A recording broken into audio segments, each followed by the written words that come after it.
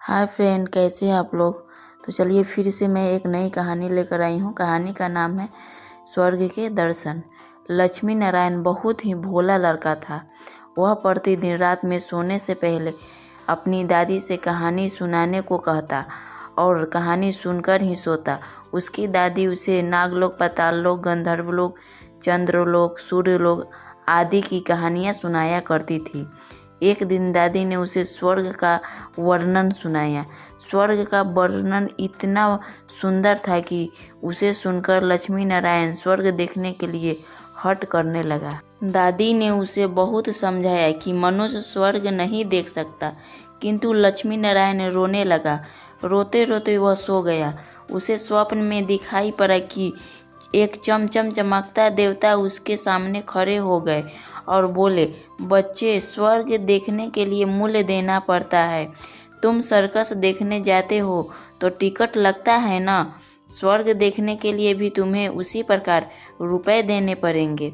स्वप्न में ही लक्ष्मी नारायण सोचने लगा कि मैं दादी से रुपए मांग लूँगा, लेकिन देवता ने कहा, स्वर्ग में तुम्हारे रुपए नहीं चलते हैं, यहाँ तो भलाई और पुण्य कर्म ही चलता है। अच्छा, तुम यह डिबिया लो, अपने पास रखो। जब तुमको कोई अच्छा काम करोगे तो इसमें 1 रुपया आ जाएगा, और जब तुम बुरा काम करोगे तो इसमें से 1 रुपया उड़ जाएगा। यह डिबिया भर जाएगी तब तुम स्वर्ग देख सकोगे। जब लक्ष्मी नारायण की नींद टूटी तो उसने देखा उसके सिरहाने सचमुच में एक डिबिया रखी थी। डिबिया लेकर वह बड़ा प्रसन्न हुआ। उस दिन उसकी दादी ने उसे 1 पैसा दिया। पैसा लेकर वह घर से निकल गया। एक रोगी भिखारी उससे पैसा मांगने लगा। लक्ष्मी नारायण बिना पैसे दिए भाग जाना चाहता था। इतने में उसने अपने अध्यापक को सामने आते देखा।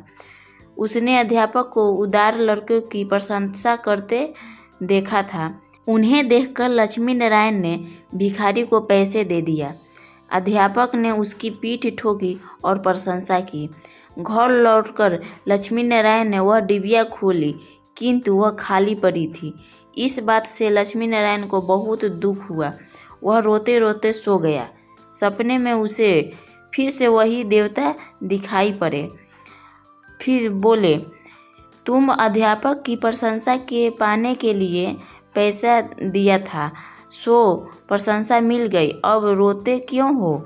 किसी लाभी आशा से जो अच्छा काम किया जाता है वह तो व्यापार है, वह पुण्य थोड़े ही हैं। दूसरे दिन लक्ष्मी नारायण को उसकी दादी ने 2 आने पैसे दिए। पैसे लेकर उसने बाजार जाकर 2 संतरे खरीदे। उसका साथी मोतीलाल बीमार था। बाजार से लौटते समय वह अपने मित्र को देखने घर चला गया। मोतीलाल को देखने उसके घर वैद्य आए थे। वैद्य जी ने दवा देकर मोतीलाल की माता से कहा, इसे संतरे का रस देना। मोतीलाल की माता बहुत गरीब थी। वह रोने लगी और बोली, मैं मजदूरी करके पेट भरती हूँ। इस समय मेरे बेटे की बीमारी में कई दिनों से काम पर नहीं जा सकी हूँ। मेरे पास संतरे खरीदने के लिए पैसे नहीं हैं। लक्ष्मी नारायण ने अपने दोनों संतरे मोतीलाल की माँ को दे दिए। वह लक्ष्मी नारायण को आशीर्वाद देने लगी। घर आकर लक्ष्मी नारायण ने जब डिबिया खोली तो उसमें 2 चमकते हुए रुपए मिले। एक दिन लक्ष्मी नारायण खेलने में लगा था। उसकी बहन वहां आई और उसके खिलौने उठाने लगी। लक्ष्मी नारायण ने उसे रोका। जब वह नहीं मानी तो उसने उसे पीट दिया। बेचारी लड़की रोने लगी। इस बार जब उसने डिबिया खोली तो देखा उसमें इकट्ठा किए हुए पहले से कई रुपए उड़ गए। अब उसे बड़ा पश्चाताप हुआ। अब उसने सोचा, अब आगे कोई भी बुरा काम नहीं करूँगा। यह निश्चय कर लिया। मनुष्य जैसा काम करता है वैसा ही उसका स्वभाव हो जाता है। जो बुरे काम करते हैं उसका स्वभाव भी बुरा हो जाता है। उसे फिर बुरा काम करने में ही आनंद आता है। जो अच्छा काम करता है उसका स्वभाव अच्छा हो जाता है। उसे बुरा काम करने की बात भी बुरी लगती है। लक्ष्मी नारायण पहले रुपए के लोभ में अच्छा काम करता था। धीरे धीरे उसका स्वभाव भी अच्छा काम करने को हो गया। अच्छा काम करते करते उसकी डिबिया रुपए से भर गई। स्वर्ग देखने की आशा में वह प्रसन्न हो गया। उस डिबिया को लेकर वह अपने बगीचे पहुंचा। लक्ष्मी नारायण ने देखा कि बगीचे के में पेड़ के नीचे बैठा हुआ एक बूढ़ा साधु रो रहा है। वह दौड़ता हुआ साधु के पास गया और बोला, बाबा आप क्यों रो रहे हैं? साधु बोला, बेटा जैसे डिबिया तुम्हारे हाथ में है वैसे ही डिबिया मेरे पास भी थी। बहुत दिन परिश्रम करने से मैंने उसे भरा था। बड़ी आशा थी कि उस रुपए से स्वर्ग देखूंगा, किंतु आज गंगा जी में स्नान करते समय डिबिया पानी में गिर गई। लक्ष्मी नारायण ने कहा, बाबा आप रो मत, मेरी डिबिया भी भरी हुई है, आप इसे ले लो। साधु बोला, तुम इसे बड़े परिश्रम से भरा है, तुम्हें इसे देने में दुख होगा। लक्ष्मी नारायण ने कहा, मुझे दुख नहीं होगा बाबा, मैं तो लड़का हूँ, मुझे अभी पता नहीं कितने दिन जीना है, मैं तो ऐसी कई डिबिया इकट्ठा कर सकता हूँ। आप बूढ़े हो गए हैं, आप अब दूसरी डिबिया पता नहीं भर पाओगे या नहीं, इसलिए आप मेरी डिबिया ले लीजिए। साधु डिबिया लेकर लक्ष्मी नारायण के नेत्रों पर हाथ फेर दिया।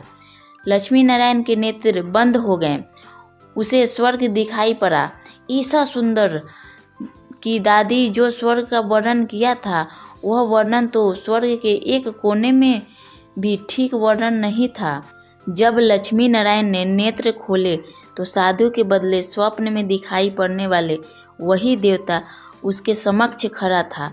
देवता ने कहा, बेटा जो लोग अच्छे काम करते हैं स्वर्ग उसका घर बन जाता है।